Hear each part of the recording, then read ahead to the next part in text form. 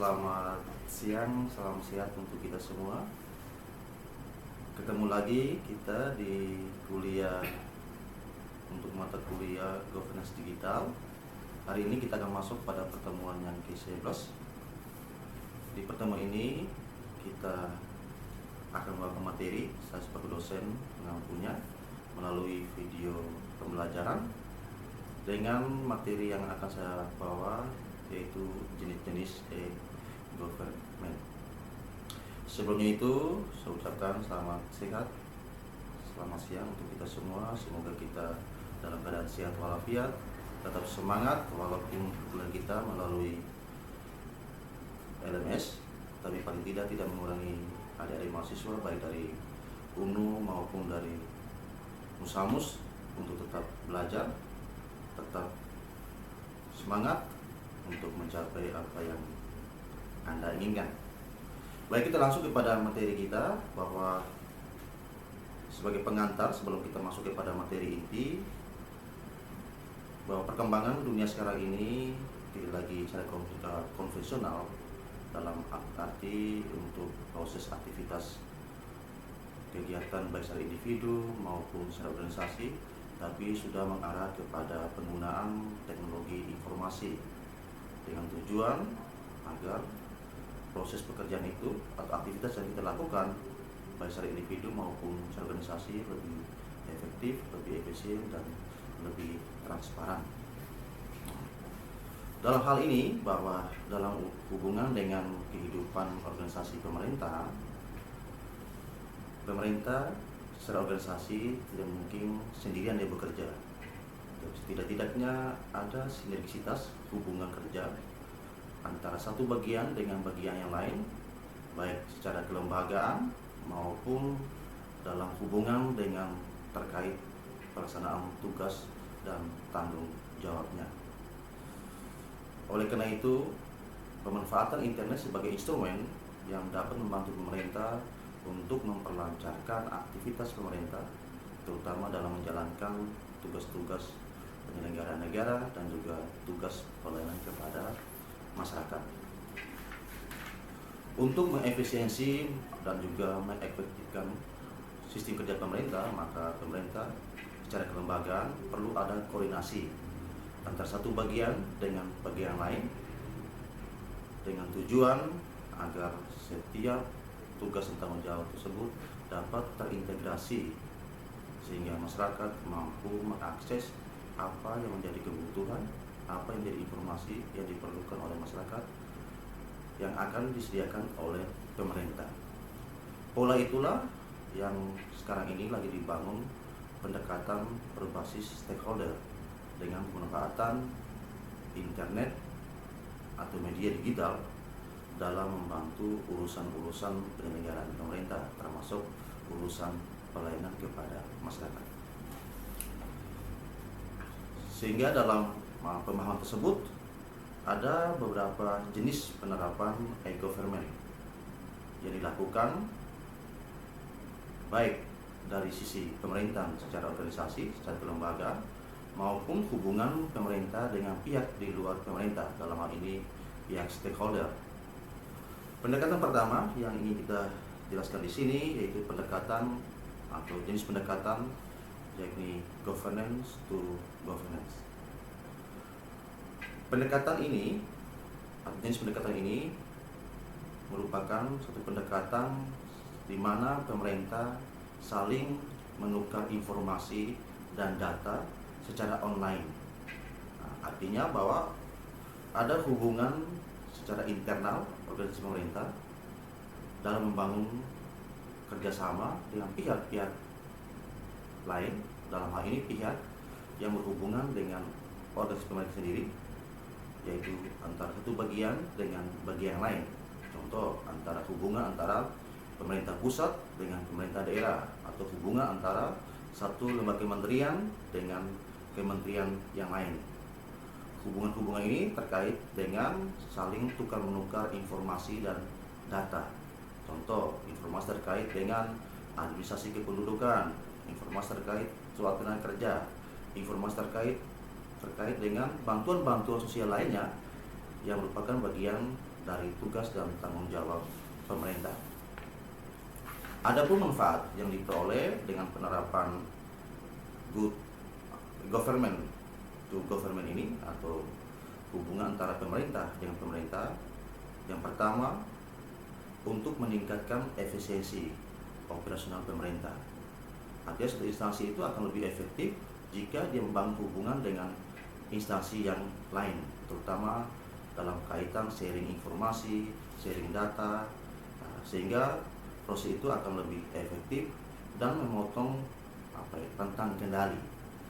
Jika satu organisasi terlalu monopoli dalam hal pelaksanaan tugas pemerintah, tentu akan tidak efektif.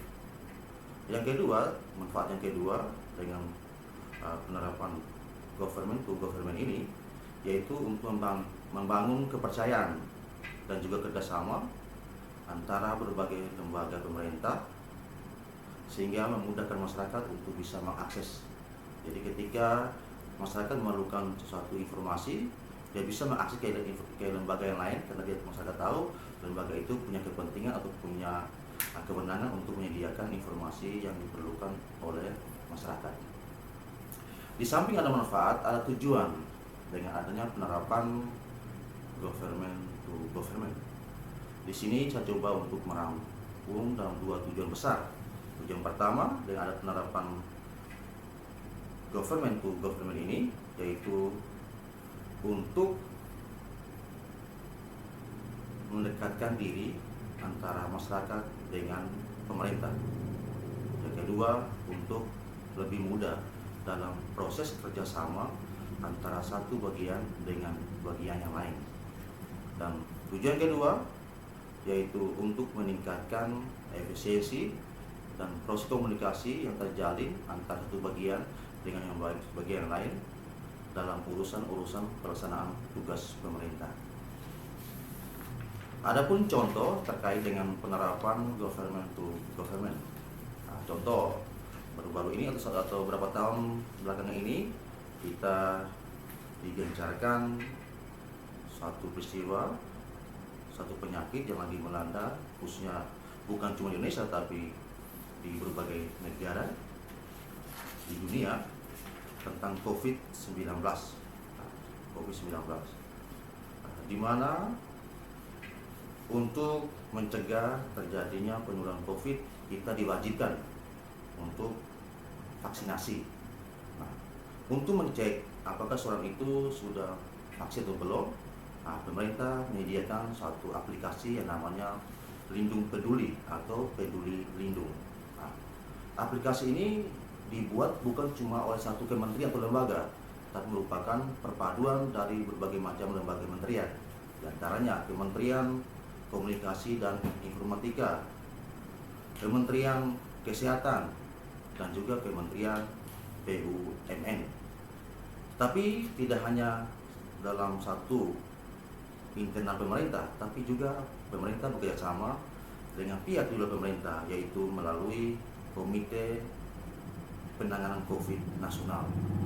Berarti penerapan ini sudah menunjukkan, atau contoh ini sudah menunjukkan bahwa ada hubungan kerja antara satu lembaga kementerian dengan kementerian lain dalam mengatasi satu persoalan yang sama, yaitu tentang penanganan COVID-19 melalui aplikasi Peduli Lindung. Yang contoh yang kedua, untuk mensinergikan peraturan baik di tingkat provinsi maupun tingkat daerah, Kementerian Dalam Negeri membuat suatu aplikasi yang namanya e-Perda. Dengan tujuan untuk mengintegrasikan antara suatu peraturan yang dibuat oleh pemerintah daerah dengan pemerintahan pusat, agar pemerintah daerah dalam hal pembuatan aturan harus mengacu kepada peraturan-peraturan yang dibuat oleh pemerintah yang lebih tinggi, melalui tadi aplikasi e-Perda. Kedua contoh ini merupakan bagian dari contoh penerapan government to government. Sekarang kita masuk kepada pendekatan yang kedua, atau jenis pendekatan yang kedua, yaitu pendekatan government to citizen Pendekatan ini merupakan suatu bentuk pendekatan dalam hal membangun hubungan antara pemerintah dengan masyarakat, ya, pemerintah dengan masyarakat. Kalau tadinya pendekatan pertama lebih kepada pemerintah dengan pemerintah sendiri, artinya internal pemerintah. Pendekatan kedua lebih membangun hubungan antara pemerintah dengan masyarakat, nah, melalui pemanfaatan kanal-kanal digital ataupun pemanfaatan dunia internet sebagai basis ataupun instrumen dalam hubungan antara pemerintah dengan masyarakat. Adapun tujuan dari pendekatan atau jenis pendekatan government to citizen, yaitu yang pertama untuk mendekatkan diri antara pemerintah dengan masyarakat. Nah, artinya sekarang ini ruang terbuka masyarakat dengan pemerintah itu sudah mulai luas. Artinya masyarakat bisa berhubungan kapan saja dengan pemerintah, dan pemerintah juga kapan saja akan bisa berhubungan dengan masyarakat melalui kanal-kanal informasi tadi. Nah, yang kedua yaitu untuk memberikan layanan informasi dan komunikasi dengan biaya yang lebih murah. Nah, artinya dengan ada pendekatan ini akan memotong biaya hubungan, ya, biaya terkait dengan urusan-urusan pelayanan di mana masyarakat akan berurusan dengan pemerintah ataupun sebaliknya.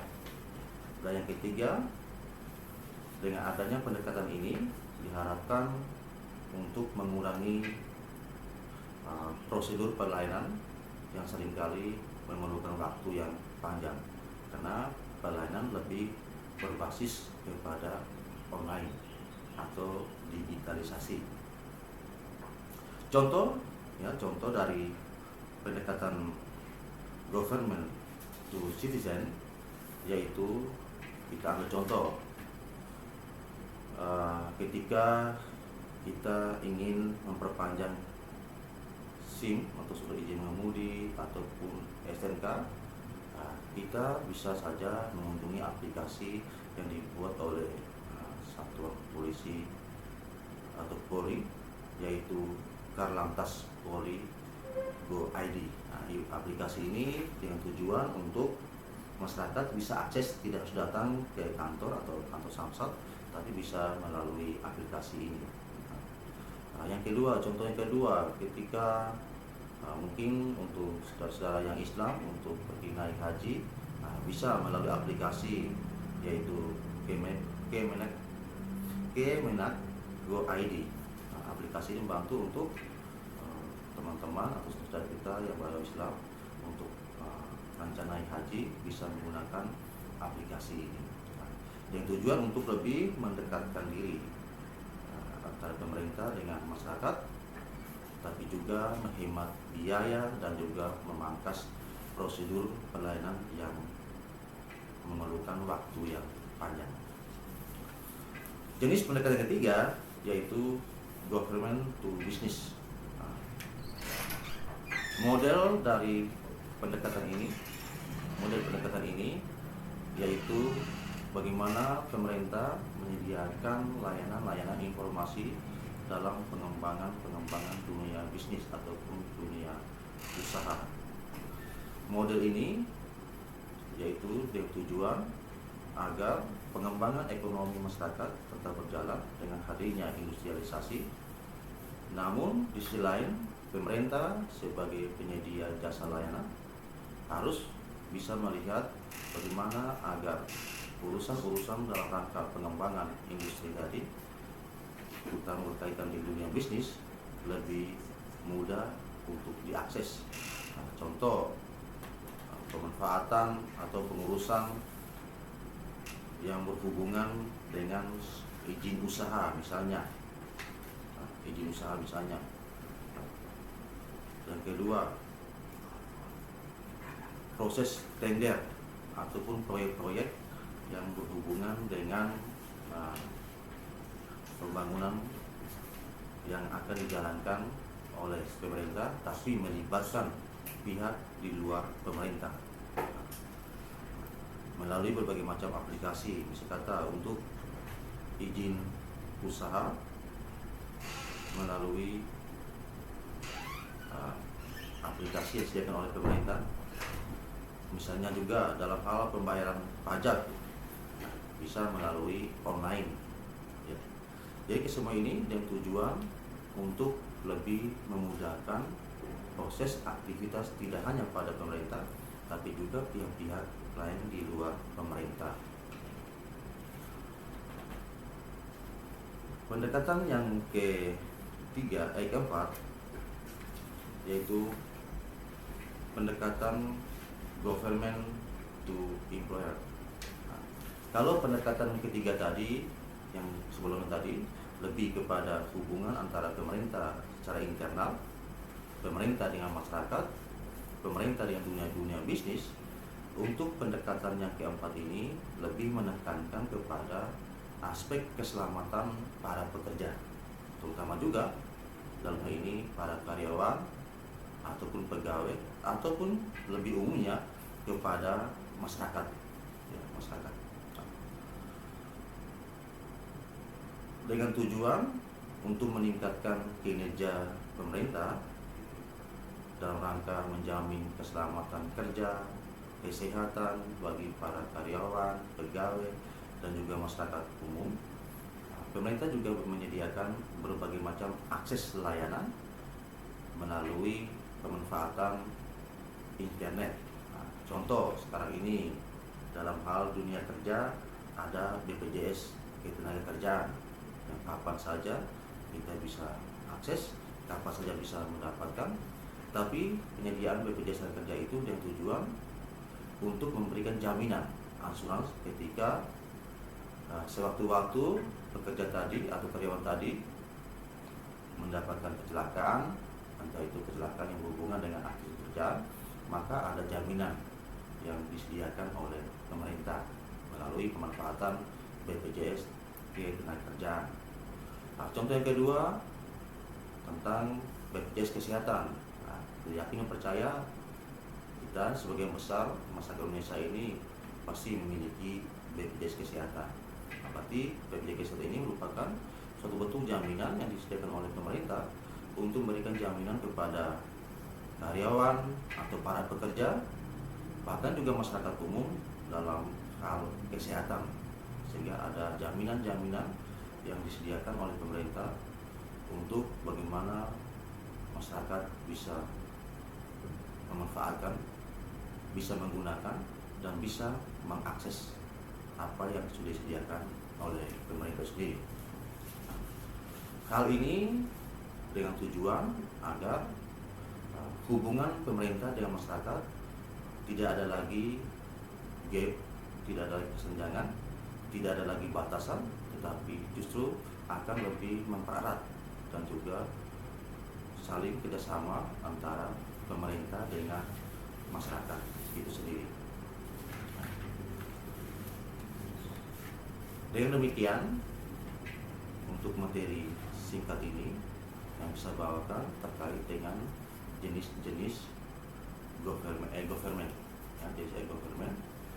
harapannya dengan materi singkat ini bisa menambah wawasan, pengetahuan, dan juga bisa membantu adik mahasiswa baik dari Musamus maupun dari Purwokerto untuk bisa memahami bagaimana proses hubungan kerja antara pemerintah dengan pihak lain yang saling terintegrasi dengan pemanfaatan internet sebagai instrumen kerja pemerintah, di mana pemerintah dan juga pihak di luar pemerintah saling koordinasi, saling kerjasama untuk saling mendukung dengan menggunakan media teknologi informasi dan komunikasi.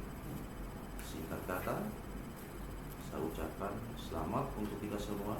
Semoga materi yang diberikan ini dapat berguna untuk Anda. Selamat siang.